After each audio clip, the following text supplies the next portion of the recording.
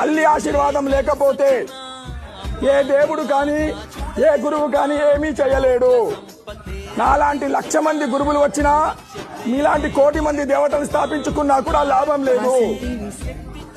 మనందరికీ మొట్టమొదటి కావాల్సింది, ఏ తల్లి అయితే నిన్ను 9 నెలలు కడుపులో మోసిందో, ఏ తండ్రి వీర్యంలో నుంచి నిన్ను లోపలికి తీసుకున్నదో, ఏ తల్లి అయితే తండ్రి వీర్యంలో నుంచి నిన్ను లోపలికి తీసుకున్నదో, 9 నెలలు కడుపులో మోసిందో, 1,00,000 సార్లు ఏ తల్లి అయితే మలమూత్రాల నుంచి తీసిందో, ఏ తల్లి అయితే నేను 1,00,000 సార్లు ఎరుగుతే ఉచ్చబోస్తే వామిటింగ్ చేస్తే తీసింది, ఆ 1,00,000 సార్లు ఏ తల్లి అయితే రక్తాన్ని కూడా పాలు చేసి తాపిందో, ఆ తల్లి ఆశీర్వాదం లేకపోతే ఈ ప్రపంచంలో మనము బతికి కూడా జీవించి కూడా లాభం లేదు.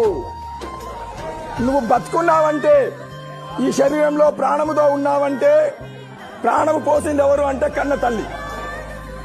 అందుకోసమని తల్లి మాతృదేవో భవ పితృదేవో భవ, తల్లిదండ్రుల ఆశీర్వాదం లేకపోతే గురువులు కానీ దేవుడు కానీ ఏమీ చేయలేడు.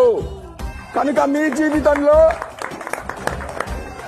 మీ అందరి జీవితంలో ఒక్కరోజు కూడా మీరు ఉండకూడదు, ఈ రోజు నేను నా తల్లిదండ్రిని స్మరించుకోలేదు, తల్లిదండ్రిని యాద్ చేసుకోకుండా మీ జీవితంలో ఒక్కరోజు కూడా గడపద్దు.